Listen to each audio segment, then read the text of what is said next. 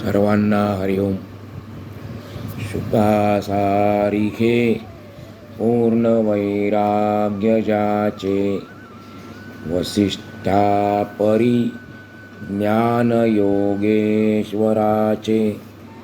कवी वाल्मिका सारिखा मान्य ऐसा, नमस्कार माझा सद्गुरु रामदासा. आपण गुरु आणि शिष्य यांची जोडी परमार्थाच्या क्षेत्रात काय काय बदल घडवून आणू शकते याचा विचार करतो आहोत. पण हा गुरु आणि शिष्य जो आहे तो व्यवहारातला नाही. व्यवहारामध्ये असतात गुरु आणि शिष्य, परमार्थामध्ये लागतात सद्गुरू आणि सत्शिष्य. सद्गुरूंना शरण आलेल्या सत्शिष्याचे अंतःकरण शुद्ध असते, निर्मल बनते. ते सद्गुरूंच्या बोधवचनांनी शांत होते. सद्गुरूंच्या वचनांवर सत्शिष्याचा दृढ विश्वास असतो. सद्गुरूंनी सांगितलेल्या मार्गाने साधन करीत असताना ब्रह्मांड पालथे होण्याची जरी वेळ आली तरी त्याचा सद्गुरूंच्या वचनांवर असलेला विश्वास कधीही ढळत नाही. अशा रीतीने जे अनन्य भावाने सद्गुरूंना शरण जातात त्यांना सत्शिष्य असे म्हणतात. त्यांच्यात अंतर्बाह्य परिवर्तन घडून येते आणि ते भगवत स्वरूप बनून पवित्र होतात. सत्शिष्याच्या चित्तामध्ये सद्गुरूंबद्दल अशी अढळ श्रद्धा असल्याने तेच मोक्षाचे अधिकारी बनतात. बाकीचे शिष्य केवळ वेशधारी, लबाड आणि अत्यंत वाईट असतात. समर्थ सांगतात, असे जे वेशधारी असत शिष्य असतात म्हणजे सन्मार्गाने न जाणारे, असत्याने वागणारे. असत शब्दामध्ये अर्थ दिलेला आहे. सत म्हणजे सत्य आणि असत म्हणजे असत्य. असे जे केवळ वेशधारी असत्याने जाणारे शिष्य असतात ते खरे तर विषय सुखात गुंतलेले असतात.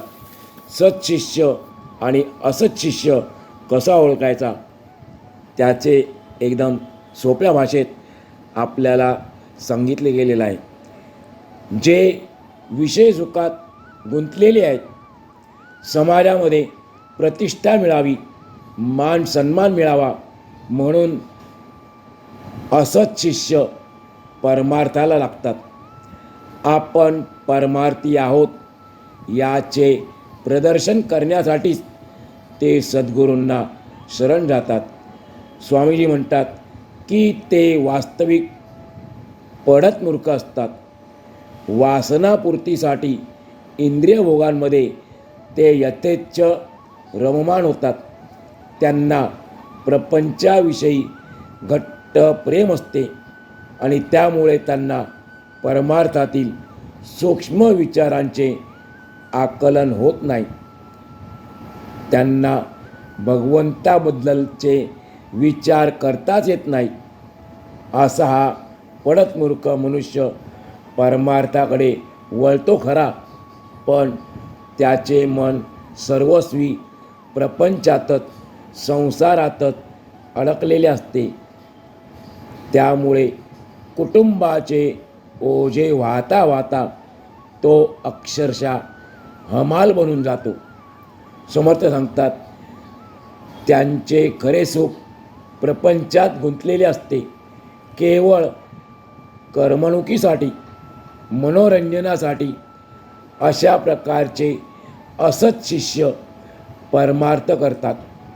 भ्रमात राहणारा मूर्ख आणि मंदबुद्धीचा तो माणूस वासनेमध्ये अडकलेला असतो. एखाद्या डुकराला सुगंधी लेप लावला किंवा एखाद्या रेड्याला चंदनाचा लेप चोळला तर त्यांना त्याची किंमत कळत नाही.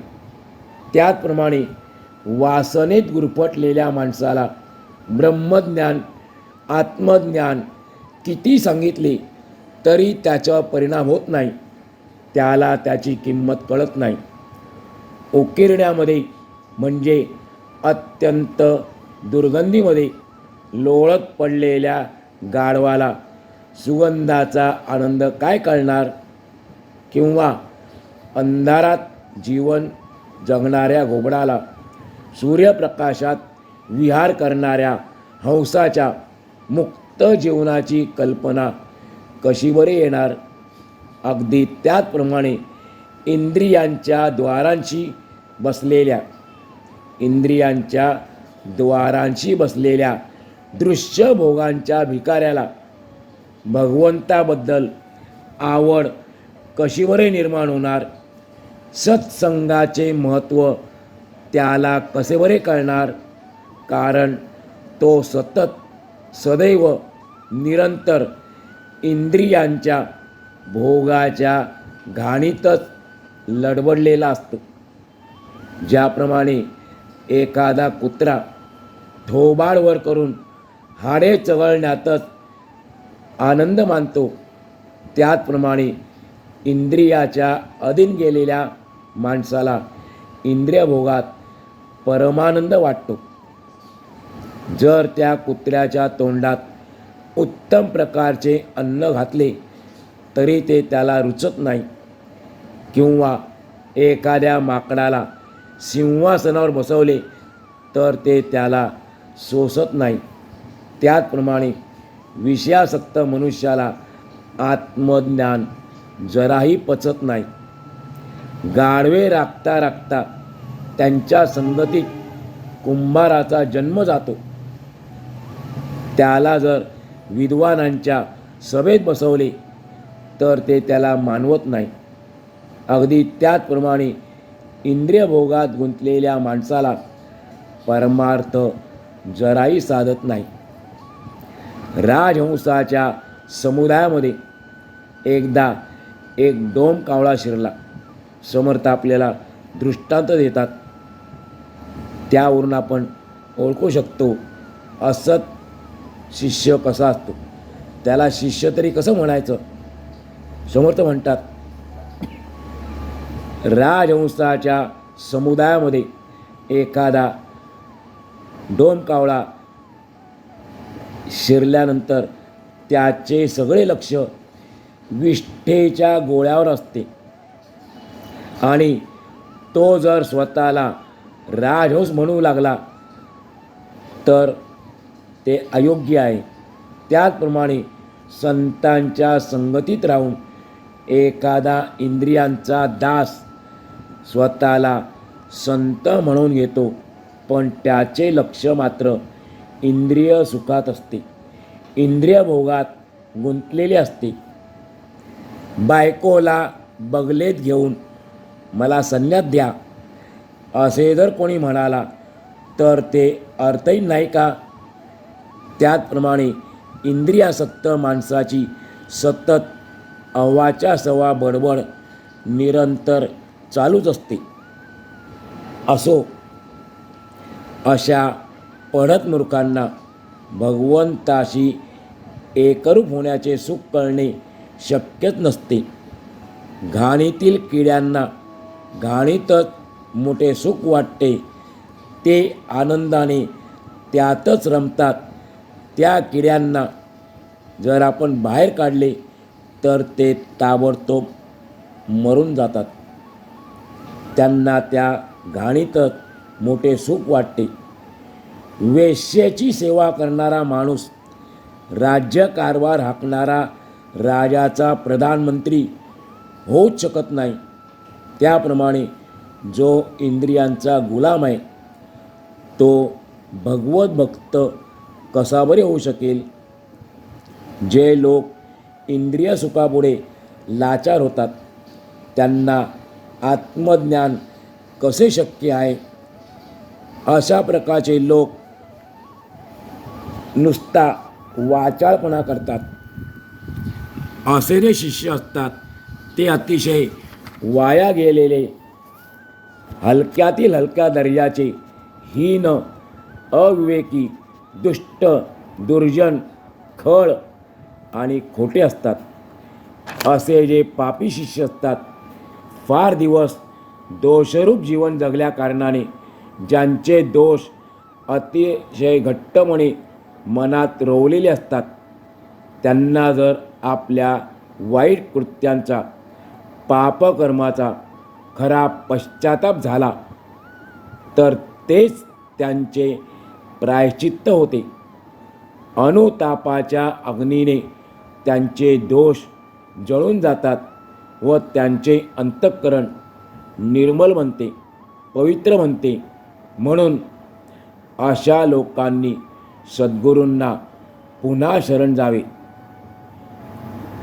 ज्यांचे अनुतापाच्या अग्नीने दोष जळून गेलेले आहेत आणि त्यामुळे ज्यांचे अंतःकरण पवित्र बनलेले आहे, अशा लोकांनी सद्गुरूंना पुन्हा शरण जावे, त्यांना प्रसन्न करून घ्यावे आणि त्यांची कृपा संपादन करून शुद्ध पवित्र जीवन जगावे. ज्यांच्याकडून गुरुद्रोह घडतो, गुरुद्रोह म्हणजे जो गुरूंचा द्वेष आणि विश्वासघात करतो तो कायमस्वरूपी नरकातच राहतो. म्हणून सद्गुरूंना प्रसन्न करण्याशिवाय द्रोहाचा परिणाम टाळण्याचा दुसरा उपाय नाही. एखाद्या शिष्याला खरोखर पश्चाताप होतो आणि तो सद्गुरूंना लोटांगण घालतो खरा, पण त्याची ती मनाची स्थिती स्मशान वैराग्याप्रमाणे फार काळ टिकत नाही. म्हणजे स्मशान वैराग्य तात्पुरतं असतं. बऱ्याच लोकांना अनुभव असतो, आपल्या अगदी जवळच्या माणसाला स्मशानात नेल्यानंतर तिथली परिस्थिती पाहिल्यानंतर त्यांच्या मनात वैराग्य निर्माण होतं. हा प्रपंच खोटा आहे, संसार असत्य आहे, यात काय राम नाही, आपण भगवंताची भक्ती केली पाहिजे असं त्यांना सतत वाटू लागतं. पण कुठपर्यंत? जेव्हा ते स्मशानाची वेस ओलांडतात त्यानंतर मात्र त्यांचं वैराग्य त्या ठिकाणीच संपून जातं. पुन्हा ते प्रपंचातच अडकून पडतात. त्यांना प्रपंचातच सुख वाटतं आणि याला म्हणतात स्मशान वैराग्य. याप्रमाणे अशा लोकांना तात्पुरता वैराग्य प्राप्त होतं. अशा तात्पुरत्या शरणागतीने आत्मज्ञान होत नाही. अगदी थोडा वेळ टिकणारी भावना आणून सद्गुरूंकडून मंत्र घेतला, त्या मंत्रापुरते तात्पुरते त्याने शिष्यत्व पत्करले. अशा रीतीने त्याने अनेक गुरु केले तरी त्याला परमार्थ साधत नाही, परमात्म्याची प्राप्ती होत नाही. अशा शिष्याला लोकांमध्ये थाटमाट करायला, मिजास मिरवायला शाब्दिक ज्ञान पुष्कळ येते आणि मग तो अतिशय बडबड्या, शिरजोर आणि दुष्ट तर्कवादी बनतो. परमार्थाचे सोंग करण्यापूर्वी तो आपल्यामध्ये देवाचे प्रेम आल्याचे दाखवून देतो. अगदी रडूनसुद्धा दाखवतो. घटकेत तो गडबडा लोळतो. घटकेमध्ये अंगी वैराग्य संचरलेले आहे असे दाखवतो. तर घटकेमध्ये आपण फार मोठे ज्ञानी आहोत असा अहंकार मिरवतो. तर घटकेमध्ये तो अत्यंत श्रद्धावान दिसतो, पण लगेच दुसऱ्या घटकेला अविश्वासाने बोलून भांडण करायलासुद्धा तो तयार होतो. अशी वेळ लावलेल्या माणसासारखी तो अनेक प्रकारची सोंगे करतो. जो शिष्य असत आहे, अयोग्य आहे, अशा शिष्याच्या हृदयात काम, क्रोध, लोभ, मोह, मद, मत्सर, अहंकार, कपटवृत्ती, तिरस्कार असे अनेक दुष्ट विकार भरपूर प्रमाणात आढळून येतात. अभिमान, देहसुखाची आवड, अनाचार, इंद्रियभोगांची लालसा, संसाराविषयीचे प्रेम या सर्व गोष्टी त्याच्या अंतःकरणात ठासून भरलेल्या असतात. कामे करण्यामध्ये तो दिरंगाई म्हणजे विलंब करतो. तो कृतघ्न, पापी, कुकर्मी म्हणजे भ्रष्ट कर्मे करणारा, नको ते तर्कवितर्क करणारा, प्रत्येक गोष्टीत संशय घेणारा, दुसऱ्याच्या सुखदुःखाची जाणीव नसणारा, आळशी, अविवेकी, अभक्त म्हणजे भक्तिहीन, भावहीन, शीघ्रकोपी अर्थात चटकन रागावणारा, निष्ठुर म्हणजे क्रूर, परघातकी म्हणजे दुसऱ्यांचा घात करणारा, अविश्वासी, अधीर अशा प्रकारचा तो असतो. आशा, ममता, तृष्णा, कल्पना, कुबुद्धी, कुवृत्ती, कुवासना किंवा हलकी बुद्धी, इंद्रिय सुखाची सदैव इच्छा या सगळ्या परमार्थाला घातक असणाऱ्या गोष्टी अशा प्रकारच्या माणसाच्या मनात सदैव वास करतात. त्याला हाव असते. तो तिरस्कारापायी अगदी मनापासून दुसऱ्यांची निंदा करतो. ज्ञानाच्या आणि देहाच्या अभिमानाने तो सर्वांशी उर्मटपणे वागतो.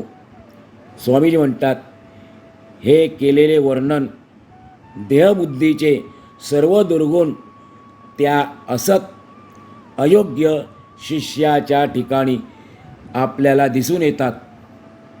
परमार्थ साधण्यासाठी अयोग्य असणाऱ्या प्रापंचिकाचे वर्णन करताना समर्थ पुढे म्हणतात, ज्याला आपली तहान आणि भूक आवरता येत नाही, झोप आवरता येत नाही, ज्याच्या मनातली मुलाबाळांची, बायकोंची चिंता कमी होत नाही व जो सतत भ्रमाने व्यापलेला असतो, अशा मनुष्याला भगवंताची प्राप्ती होणे शक्यच नाही.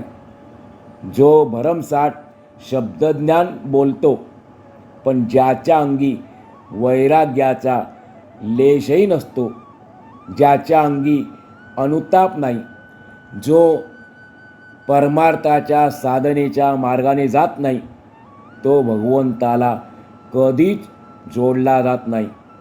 ज्याच्यापाशी भक्ती, विरक्ती, शांती, सद्वृत्ती, लीनता, इंद्रियदमन, कृपा, दया, समाधान यापैकी एकही सद्गुण नाही, त्याचप्रमाणे ज्याच्याजवळ भगवंताकडे वळणारी बुद्धीही नाही, अशा माणसाला भगवंत कधीच भेटत नाही. शरीराचे कष्ट करण्यासाठी ज्याची तब्येत योग्य नाही, जो धर्माच्या बाबतीत अत्यंत कंजूष असतो, ज्यांच्या वर्तनामध्ये कधीच कोणतीही सुधारणा होत नाही, ज्यांचे अंतःकरण अतिशय कठोर आहे, अशा मनुष्यांना परमार्थ साधणे शक्यच नाही. जो मनुष्य लोकांशी कधीही सरळपणे वागत नाही, जो सज्जनांना आवडत नाही, जो रात्रंदिवस दुसऱ्यांचे उणे काढतो, दुसऱ्यांमधले दुर्गुण शोधून काढतो, जो सदा सर्व काळ सतत खोटेपणाने वागतो, थापा मारतो, ज्याचे बोलणे लपवालपवीचे असते, ज्याच्या वागण्यात आणि विचारात मेळ नसतो, अशा मनुष्याला भगवंत भेटणे शक्यच नाही. समर्थ सांगतात, विंचू आणि त्याच्यासारखे विषारी प्राणी, विंचवासारखे विषारी प्राणी कोणालाही दंश करण्यासाठी सदैव तत्पर असतात. त्याप्रमाणे अत्यंत वाईट शब्दांनी, शब्दरूपी बाणांनी जो सगळ्यांच्या अंतःकरणाला जखमा करतो, जो दुसऱ्यांना दुःख देण्यासाठी सदैव तत्पर असतो, जो स्वतःचे अवगुण झाकून ठेवतो पण दुसऱ्यांना त्यांच्या दोषांबद्दल कठीण शब्द बोलून दुखावतो, ज्याच्या अंगी जे गुणदोष नसतात, ते जो मनुष्य खोटेपणाने त्याच्यावर लादतो, दुसऱ्याच्या हातून काही पाप घडले तर ज्याला त्याची जराही कीव येत नाही, अशा प्रकारच्या माणसाला भगवंत भेटत नाही. दुष्ट माणसाला दुसऱ्याचे दुःख कळत नाही. अगोदरच दुःखी असलेल्या माणसाला तो जास्त दुःख देतो. इतकेच नाही तर दुसऱ्यांचे दुःख पाहून दुर्जनाच्या मनाला आनंदच होतो. दुसऱ्यांचे दुःख पाहून तो हसायला लागतो. अशा मनुष्याला स्वामी सांगतात, अखेर यमलोकातच जावे लागते. तेथे गेल्यानंतर यमराजाचे दूत त्याला मार देतात. असे जे लोक मदोन्मत्त असतात त्यांना भगवंताची भेट होत नाही. पूर्वी केलेल्या पापांमुळे त्यांची बुद्धी भगवंताकडे वळत नाही. देहाचा अंतकाळ जवळ आला म्हणजे त्यांचे अवयव अगदी क्षीण होतात आणि अगदी जवळचे नातेवाईकसुद्धा त्याच्यापासून दूर होतात. आणि त्यावेळी अशा प्रकारच्या माणसांना आपल्या कुकृत्याची, दुष्कृत्याची म्हणजे वाईट कर्माची जाणीव होते. पण तेव्हा जाणीव होऊन काहीच उपयोग नसतो. म्हणून म्हटलेलं आहे एका ठिकाणी, चिडिया चुग गई खेत, अब पछतावे होत क्या. चिमण्यांनी सर्व शेत खाऊन टाकलं, आता पश्चाताप करून काय फायदा आहे. श्री समर्थ माऊली सांगतात, जे सत्शिष्य असतात, ते अशा प्रकारचे दुर्गुण कटाक्षाने टाळतात. पण पडतमूर्ख माणसे संसारामध्ये सुख नाही, प्रपंचात सुख नाही असा अनुभव येऊनसुद्धा प्रपंचाच्या नादी लागतात.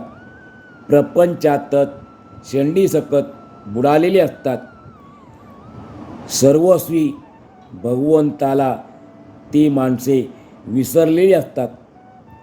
असो, जे सत्शिष्य असतात त्यांची श्रद्धा मात्र आपल्या सद्गुरूंच्या ठिकाणी घट्ट असते.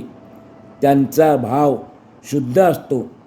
त्यामुळे त्यांना आत्मज्ञान होते आणि मग आत्मज्ञानाची मजा ते निरंतर भोगतात. ज्यांच्या मनात संशयवृत्ती जागी असते अशी माणसे प्रपंचाच्या नादाने सतत दुःखी, कष्टी आणि निराश असतात. ज्या प्रपंचाच्या संगतीने आपल्याला दुःख झाले त्या प्रपंचातच मनाने पुन्हा घट्ट ठेवून ठेवतात. पण तो प्रपंच शेवटी दुःख देणारच. हे निश्चितच आहे. म्हणून स्वामीजी म्हणतात, संसारात आपलेपणा ठेवल्याने सुख मिळाले. एखादा माणूस सुखी झाला असे आजपर्यंत कोणीही कधी पाहिले नाही आणि ऐकलेही नाही. हे माहीत असून सुद्धा जे प्रपंचातच गुंततात ते स्वतःच आपले दुःख निर्माण करून येतात. संसारामध्ये दुःख मानणारी माणसे मंदबुद्धीची किंवा मूर्ख असतात असे नाही. संसारामध्ये दुःख आहेत, पण हे ज्याला कळते आणि त्यातून जो बाहेर पडतो मनाने चित्तवृत्तीने, तो खरा सत्शिष्य आहे. पण जे मंदबुद्धीचे लोक आहेत, मूर्ख लोक आहेत, ते जाणून बुजून संसारातील दुःखाकडे डोळेझाक करतात आणि पुन्हा त्या संसारातच आनंद मानतात. समर्थ सांगतात, प्रपंच करायला काहीच हरकत नाही. प्रत्येकाने तो खुशाल करावा, परंतु त्या प्रपंचातच अडकून राहू नये. प्रपंच करताना त्यामध्ये अडकणे म्हणजे पुन्हा एकदा आपल्याला जन्ममृत्यूच्या चक्रात अडकवून घेणे असा त्याचा अर्थ आहे. प्रपंचामध्ये कर्म करताना निष्काम भावनेने कर्म करावं, भगवंताची सेवा म्हणून कर्म करावं.